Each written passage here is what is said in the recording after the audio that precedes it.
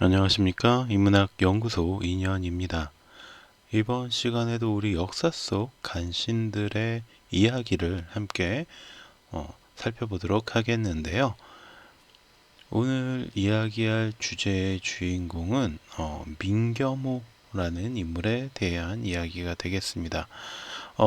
오늘 이야기는 제가 예전에 올려드렸던 팩트체크의 중요성 두 번째, 미디어의 거짓말 3편과 함께 읽으시면 더 이해가 좀 쉬우실 거라고 생각을 합니다. 그래서 추천드리고요. 자, 10번째, 조선의 마지막 외척 민겸호.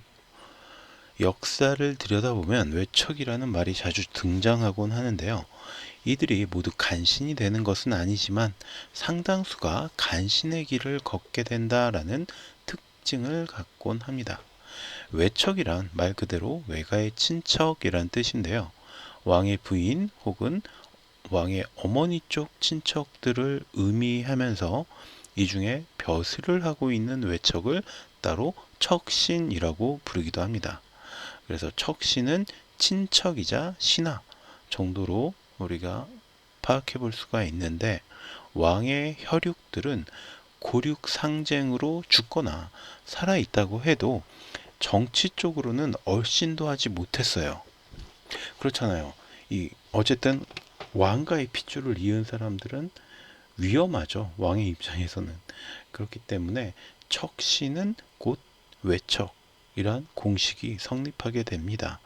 그러니까 왕의 친가 쪽은 아니다. 외척이다. 외가 쪽이다. 이렇게 이해를 하시면 돼요. 역사에는 이런 외척들이 자주 등장하곤 하는데요. 고려의 이자겸이나 조선의 한명회 같은 사람들이 대표적이라고 할 수 있습니다. 대표적인 개인이라고 할 수가 있고, 조선의 마지막 숨통을 끊는데 가장 큰 역할을 했던 안동 김씨나 여흥 민씨, 이 집안들도 이 대표적인 이 척신의 가문들이라고 할 수가 있습니다. 안동 김씨의 경우에는 정조의 아들 순조가 어린 나이로 왕위에 오르자 그를 보필하면서 서서히 자신들의 권력을 강화해 나갔고요. 조선 후기에 들어서는 아주 똘똘한 왕족은 일찍 싹수를 잘라버리면서 조선을 갉아먹습니다. 그리고 결국 그 중에 살아남은 고종이 왕위에 오르게 되었고, 그의 아버지 흥선대원군이 안동 김씨의 세력을 몰아내는 데 성공을 합니다. 하지만 이 틈을 치고 들어온 세력이 바로 여흥민 씨였습니다. 그 중에서도 대표적인 인물이 바로 오늘 소개할 민겸호가 되겠습니다. 민겸호, 민승호의 친동생이라고 되어 있죠. 지금 보고 계신 인물이 민겸호, 민승호의 친동생이라고 되어 있는데, 드라마 명성황후에서의 민겸호 모습이고요. 민겸호는 1838년 판동령 부사 민치구의 아들로 태어났고요. 1866년 문과에 장원으로 급제하면서 민씨 일족의 일원으로 세도를 잡게 됩니다. 1873년 형조판서의 자리에 오른 그는 척족 세력의 중심 인물이었던 민승호가 1874년 폭탄에 의해서 죽자 그의 뒤를 이어서 척족 세력의 중심 인물이 되게 됩니다.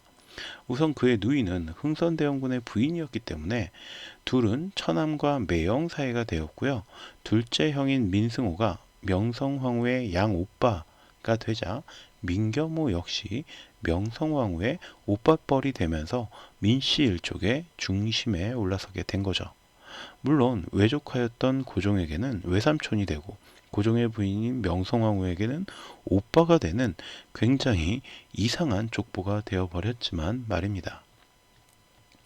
어쨌든 민겸호는 형조, 병조, 이조, 예조의 판서는 물론이고 판의금 부사, 금의대장, 무의도통사, 어영대장, 판동령 부사 등의 조정 주요 요직을 두루 거치면서 성장합니다. 1881년에는 일본 육군 소위 호리모토를 영군 교사에 임명을 해서 별기군을 창설하게 되는데, 이게 바로 이모군란의 불씨가 되는 도화선이었죠. 선해청의 당상 자리에 있었던 민겸호는 자신이 주도했던 별기군을 각별하게 아끼는 대신에 구식군대에 속하는 무의영과 장어영을 매우 무시했습니다. 결국 그들에게 주어야 할 봉급, 군량으로 줬죠. 을 13달이나 주지 않고 횡령을 하다가 겨우 1개월치의 식량을 내어줘요. 군량을 내어주는데 그마저도 썩은 쌀에 겨와 모래가 섞인 상태였습니다. 그럼에도 불구하고 민겸우는 이 구식군인들이 항의하자 오히려 항의하는 구식군대의 장종들을 모욕하였으면서 그들을 붙잡아 폭행하고 감옥에 가두기까지 합니다. 결국 구식군인들의 분노는 폭발할 수밖에 없었죠.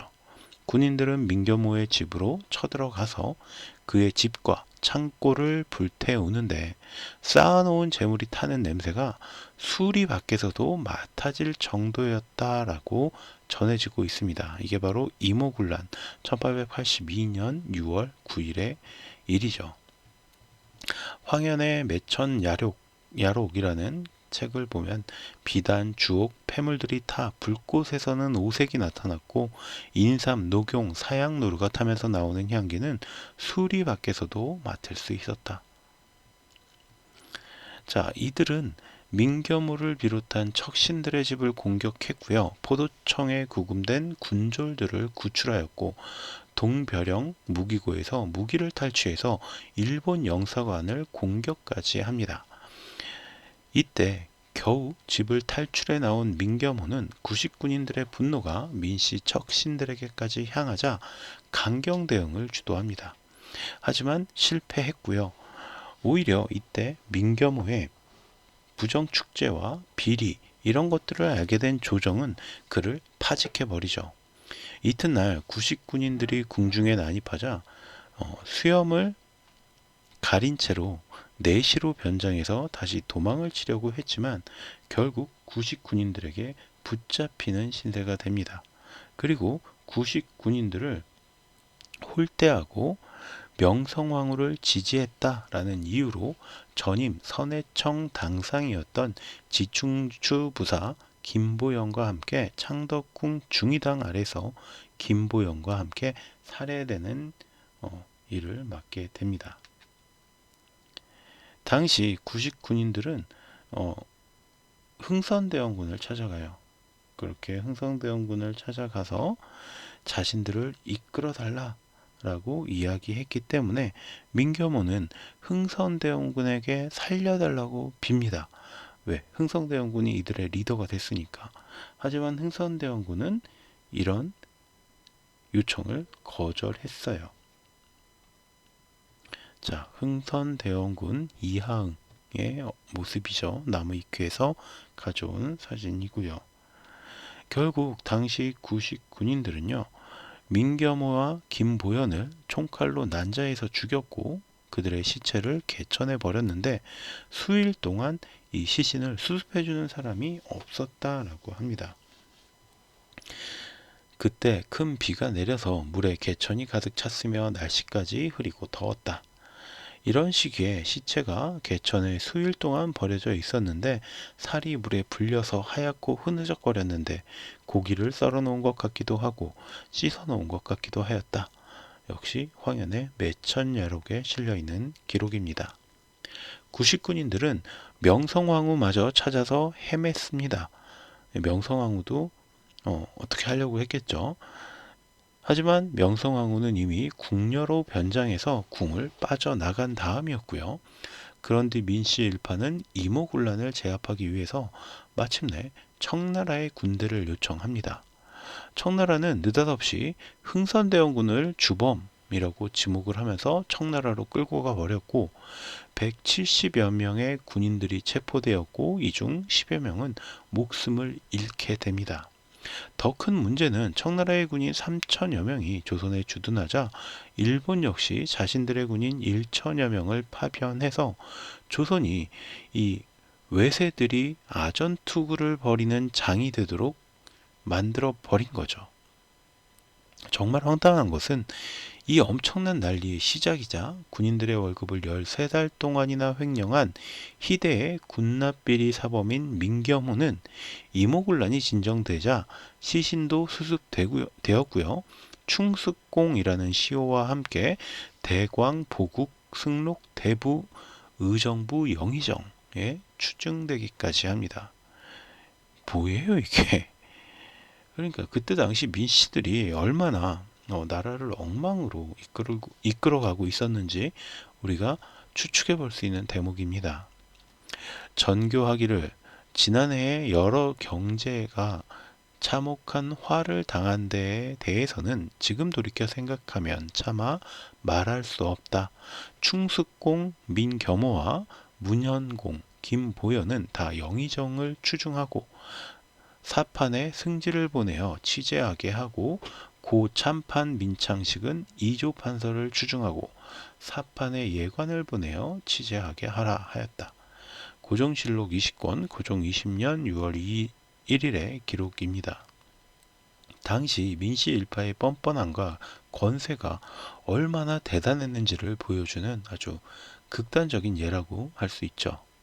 이처럼 이미 숨이 간당간당하고 있었던 조선의 생명줄을 떼어내는데 이 여웅일심 인파, 그 중에서도 명성황후와 민겸호 등이 가장 그 중심에 있었던 인물들이라고 볼 수 있습니다.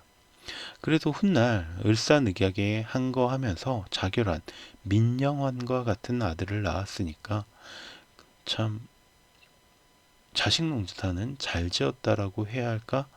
역사의 아이러니라고 해야 할까? 뭐 그렇습니다.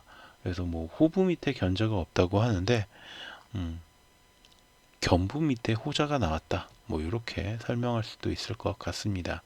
이 사람이 바로 민영환의 모습이고요.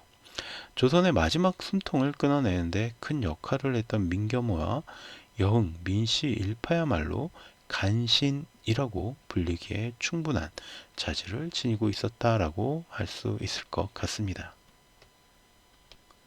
네, 그럼 오늘 이야기 민겸호에 대해서 같이 살펴보았고요. 여기서 제 강의는 마치도록 하고 저는 다음 시간에 또 다른 인물로 간신으로 다시 역사 이야기를 함께 살펴보도록 할게요. 들어주셔서 감사합니다. 구독과 좋아요도 부탁드려요.